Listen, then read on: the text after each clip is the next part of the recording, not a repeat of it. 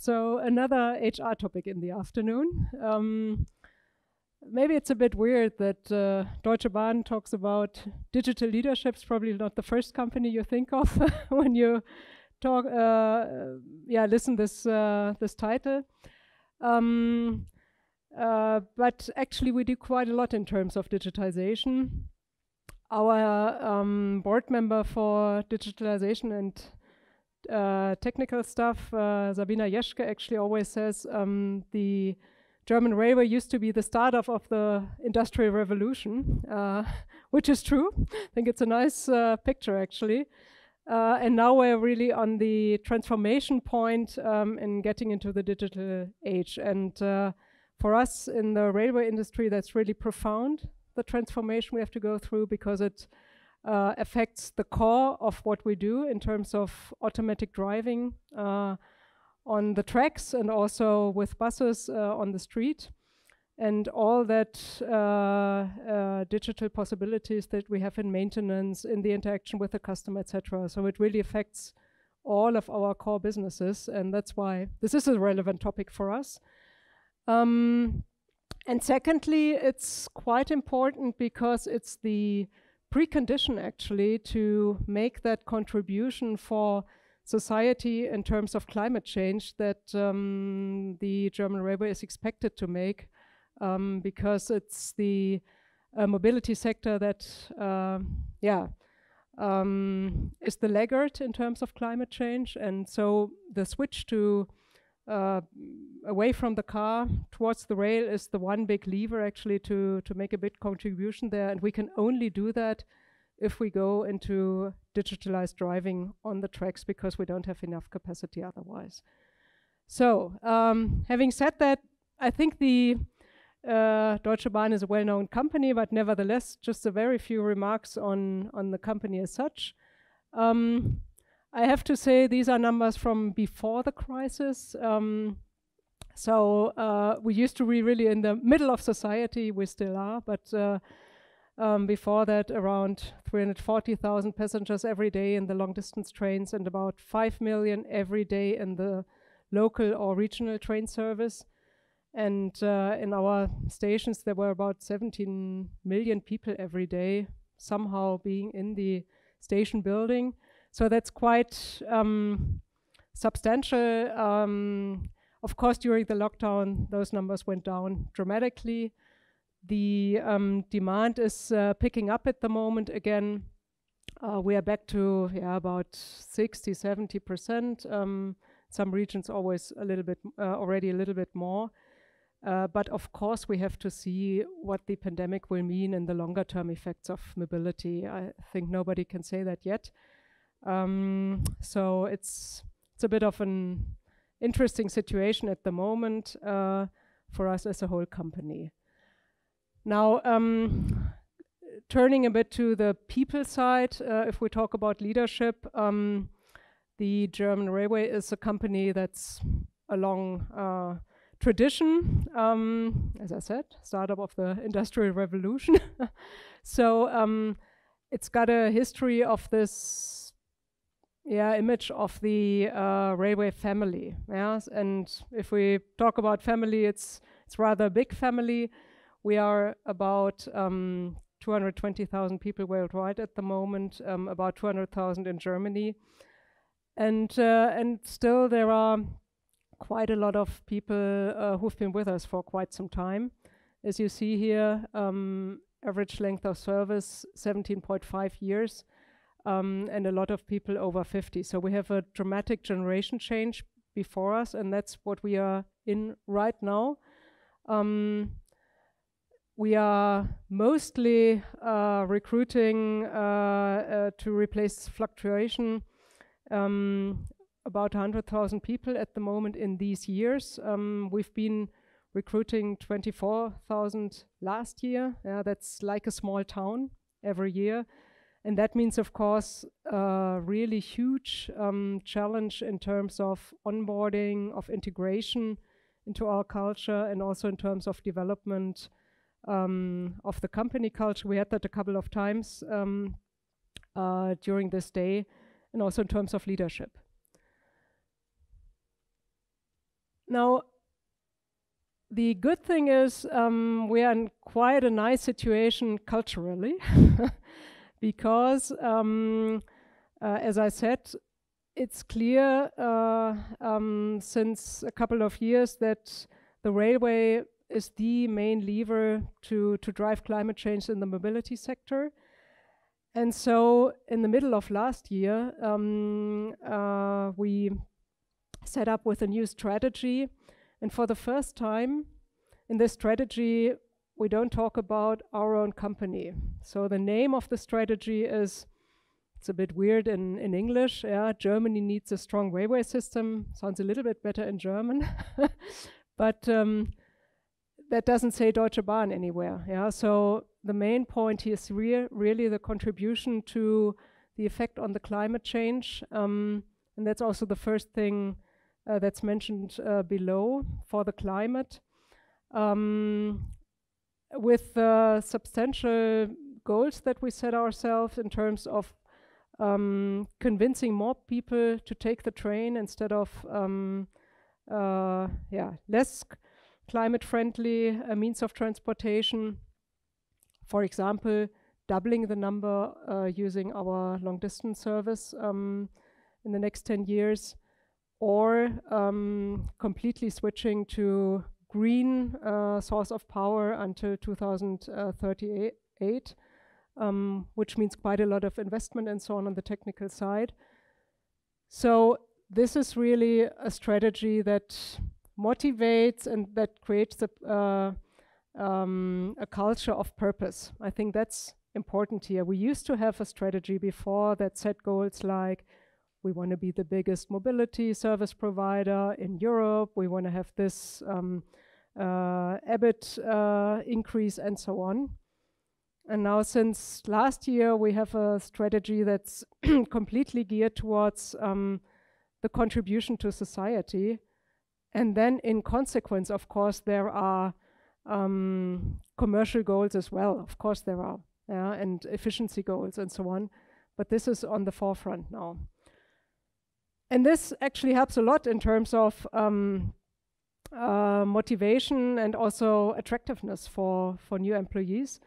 As our CEO put it, for the first time now we are the good ones. And that's really important in terms of people being proud to work for Deutsche Bahn and also to have a general foundation actually of motivation and of working for the right thing.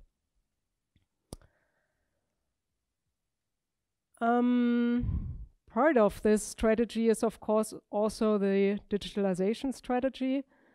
As I said, that is an important element to reach those goals, because only with quite a number of substantial digital elements we will be able to increase the service capacity on the trains for passengers, but the same also for freight. Yeah, I mean, it's not only about people commuting or taking the train, it's also about the freight. And we have a couple of, nearly everything is actually sort of intertwined with a more digital approach. This is only a little example here, but the whole thing is, it needs the whole signaling, it needs automatic train driving, it needs the sensors to see the environment and to allow for the trains. So the network and the vehicles must be equipped in a sense to allow for automatic driving. It's about the maintenance, where we, as I see here, it's a topic for today, especially also increasingly use AR technology to sort of do the maintenance actually when checking the trains and so on. It's also about predictive maintenance,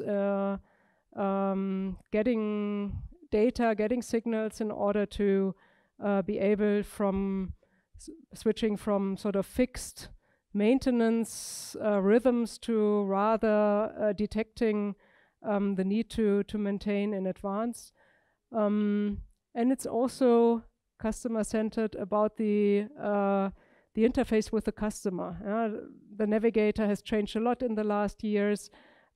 Just a few days ago, we announced that there's a complete seamless Wi-Fi service now from the beginning of the journey till the end, moving through the different station and different train services that we have. So there's a lot actually, and it encompasses nearly everything. It's not only digitalization. I mean, here the second part is the technical part, below here. So the top one, as you see, it's the digital part, but we also have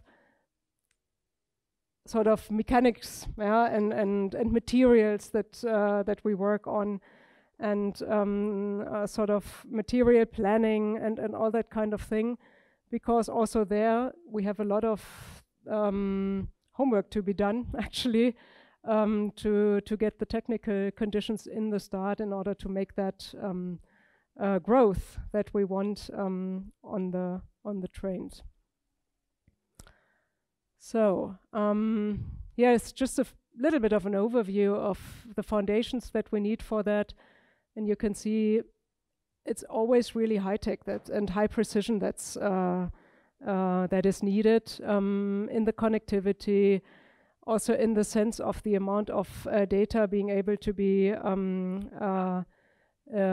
monitored, because we have high velocity actually of the train. So if you want to do something just in time, it's much more of a condition to be met than in other use situations.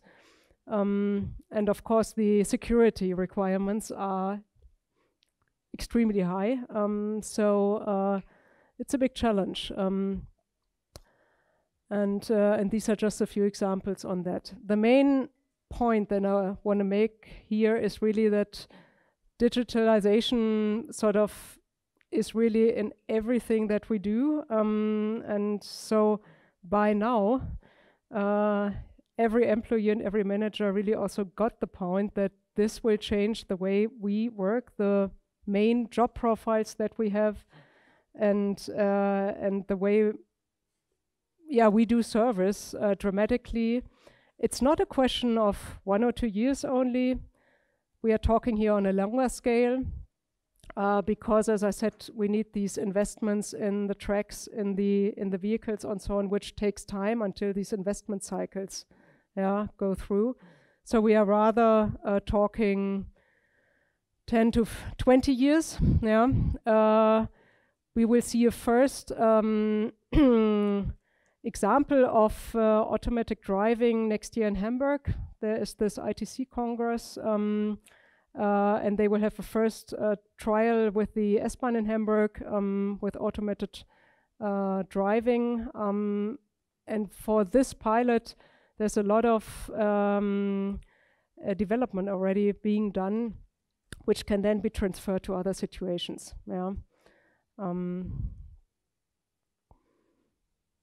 So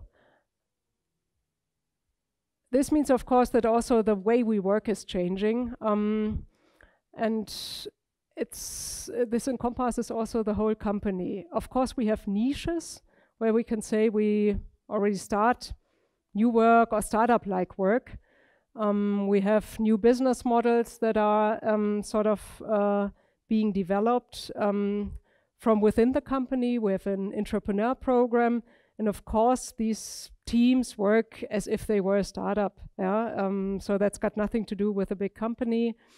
And also, when we start digital projects and so on, that's not the classical way of working, but of course, really startup-like, but I would call them niches still.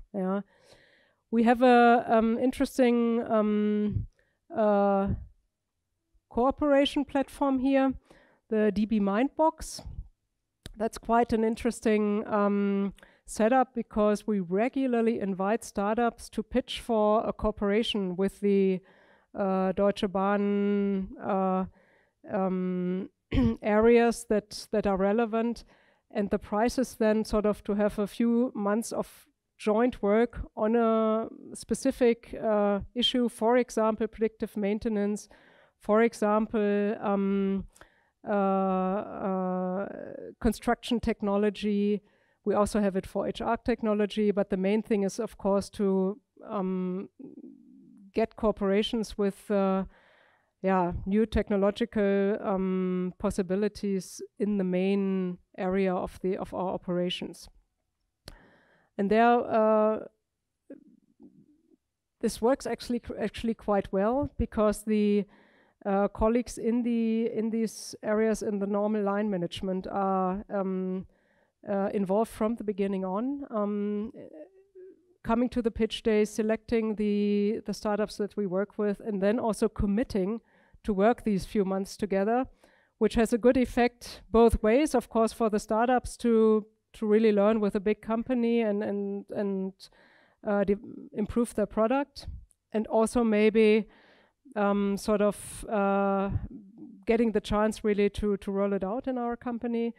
And the second one is also the cultural effect on our teams, because of course they come in touch with a completely different way of working, which exists already a couple of years, and we do that every 2 to 3 months. Has some cultural effect as well on our internal way of work. And then of course we have all these areas within our company where we need to work and sort of switch to digital working and digital leadership, because the topics are there. For example, the whole program on autonomous driving is a really huge program, of course, which works completely in an agile structure, and it's not a small program, it's hundreds of people in there, and they create this new way of doing our core businesses. So from the beginning on, actually practice, I think, all core elements that are necessary to come into a completely new way of working with the teams and development methods. But we also have, for example, our IT subsidiary with about 4,000 coders who also are in the middle of a switch towards agile work, which is of course the classical area where you do that with IT development. But so it's also possible to do that within a big company in the respective service providers units. Other than that, and several people said that this morning, you can do a lot about strategy. If we don't do something about culture, it won't work. So luckily, this new strategy we introduced in the middle of last year also from the beginning on contained a clear statement towards the change of culture that we need in order to get to this contribution to climate protection and a stronger rail system. We call it Compass for Strong Teamwork. You see the word strong is nearly in every thing we do at the moment. It's a bit of a weird adjective, but it's sort of, it's mobilizing at the moment, and so that's why it's in there. The main point is here that we defined 5 really simple principles on the way we want to work together. And these are actually relevant for the apprenticeship guy up until the board member. So we don't make any difference any longer in principles that we think are relevant for only the employee level and manager level. The important thing is this is sort of for everybody, and there are no additional leadership principles. Before we had like a real plethora of things. Every subsidiary had an additional way of values and whatever, and nobody actually had an overview of things. And I think this is really a strong point to have this one point of reference here. It looks a bit simple, but it's rather the simple language that makes it so impactful, actually. And it has a completely different impact than all these kind of principles and things that we had before. It, of course, contains key thoughts that you would also assume should be there, like here, customers and the idea of the team. It's very important for us because if we want to have a good service for our customers, we need to work across business units in a sort of a customer-centric process view, which contains this principle, for example.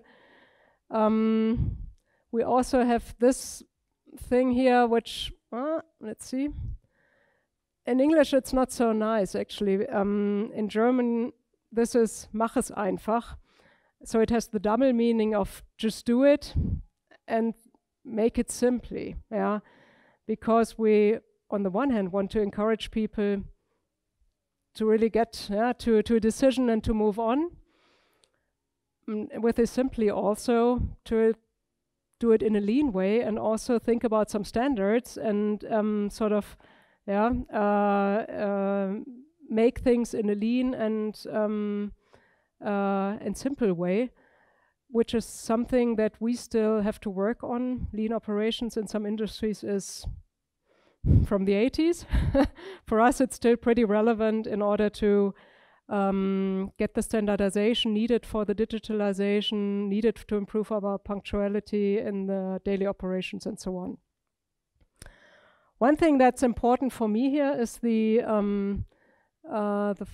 this one here, straight talk is best. In German, it's Klartext gewinnt. And this wasn't there before on this top level. And I think that's pretty important in a fast-moving environment like the digital transformation is, in order to also ensure high performance. I said before that we had this view, and still have, and it has its good side, that the whole staff is like a big family. Family is, of course, always something tricky, because usually then you are a little bit careful with critics within a family. So it's important to have this here in order to make clear that what we really want sort of ideas, criticism, etc., to be brought to the table, to really have also the discussion and the conflict that is needed to get better, and then at the end to stick what has been decided. That's another point of this. And that then everybody afterwards said, oh, well, I would have done it differently. So this is pretty important for us to get to a more robust and impactful way of working together. And then, of course, here, clear way for something new, bahnfrei für Neues. That's, of course, the main thing, actually, to encourage change, to encourage the use of new technology and use of new working together. Now, there are a lot of ways you can think about digital leadership, which is the topic of this talk. Personally, I also like one to check this out, from the Lead Academy in Berlin,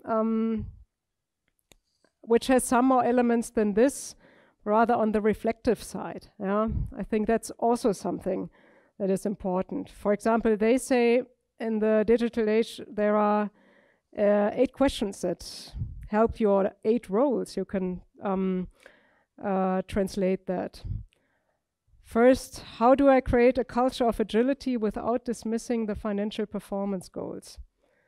And then, how do I create a basis for good decisions in a non-ordered world? What am I holding on when all others hold on to me? How do I give orientation in times of uncertainty and unpredictability? How do I position my organization in the long term when crisis and change become the norm? How do I find and retain people who successfully drive the company's success? How do I integrate willingness to change into the DNA of my company? And how do I empower my employees to take on more responsibility? I think that's one quite good concept, actually. There's a few things, like I said, this reflectiveness, the self-awareness that we didn't stress with this here so much, and also the elements of curiosity, actually, for new technology, which is also important in the digital world. And you see some other concepts of digital leadership that stress these parts more. Yeah. But in the end, I think there's always a lot about empowerment, making room for new things, the team, working together non-hierarchically, and so on. So there are always a lot of concepts that go into this direction. And I personally do think it's not so much about the comprehensiveness, the 100% correctness of the expectations that you have for your employees and your leadership, but that you create a movement, that you have something that people really sort of respond to, and that emotionally gets and touches them. Yeah. And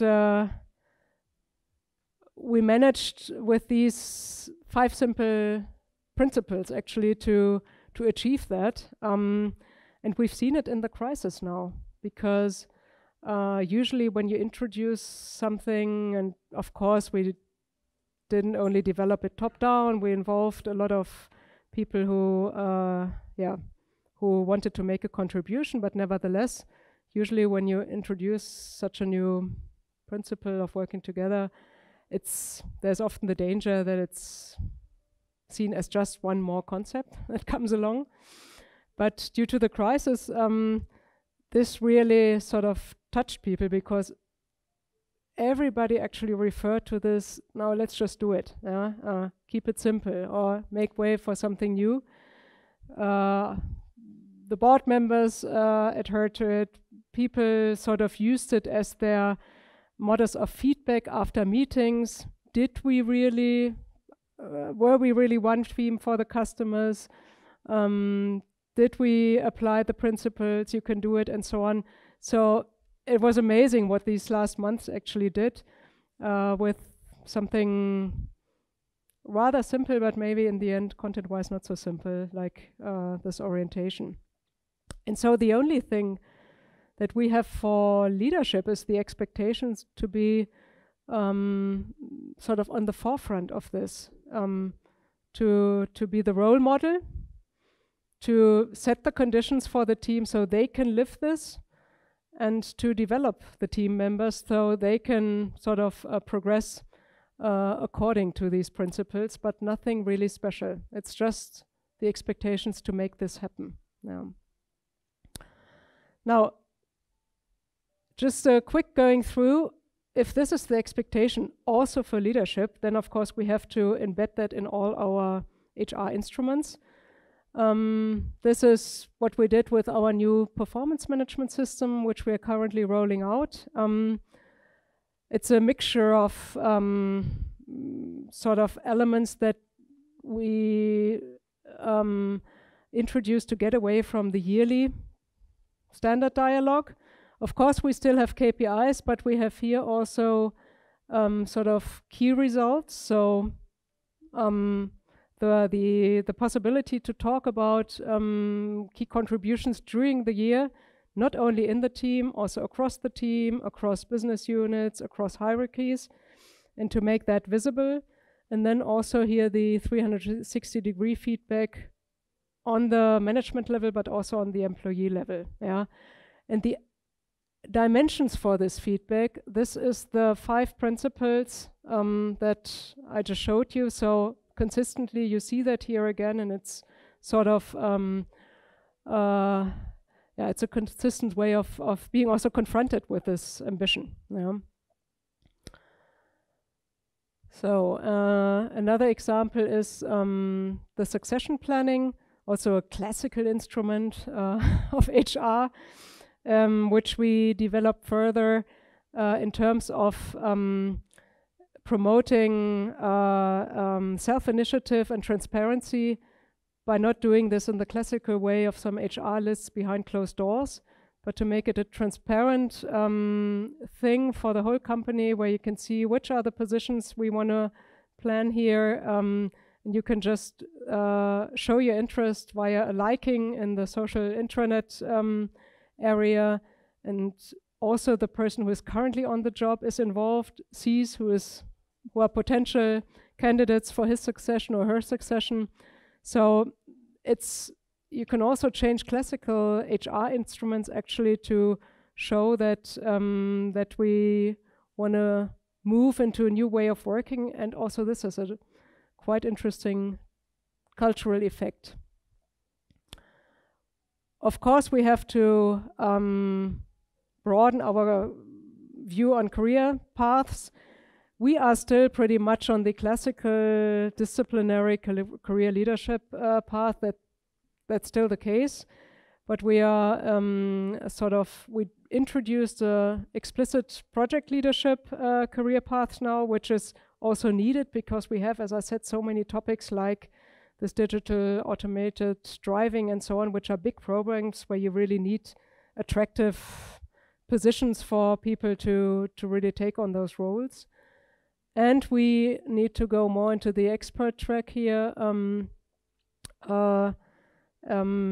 because with a more non-hierarchical agile working, we have to have positions where people also can bring in their expert knowledge, which is needed for the digital elements, for the technical elements, and sort of then show via lateral leadership and so on how they orchestrate communities in that knowledge and play a role for our company there. Yeah, that's one of the elements where we, because it was leadership, sort of made a little bit of an awareness call for our top 1,000 management teams digital base camp one day, with sort of showing off all the trends in mobility and logistics on the digital side, but also what is already happening in the company. And for some people, that was needed. It's like an effort we made about 2 years ago in order to get this awareness that it's really something everybody has to embrace and move on. And now we see the effects more and more, that people understand that it's, as I said before, really in the core of our business and nothing on the side and on the niche part. And last thing, yeah, that's in German, sorry for that. Come back to the beginning. I said that luckily we can now build on a strong foundation that is a purpose for the company, the contribution for climate protection. And this is also something where we work with our leadership now, with a format, we make sense, well, we have a purpose, whatever, however you want to translate that. But it's coming from this point of leading with purpose, with a strategy, to going to yourself. What is your individual purpose and your connection to this company purpose, and how can you actually transmit this energy that you have with your personal purpose and with the company purpose that you share in your interactions, in your teamwork, and combining that with also training of personal storytelling. And that's quite an interesting format that we do currently with our leadership team. And it's not just a qualification, it's a community afterwards that sort of inspires each other in terms of working further with this purpose topic, and that's creating quite a momentum at the moment. So just these few examples, and I think that's it for the moment, but happy to take your questions. Thank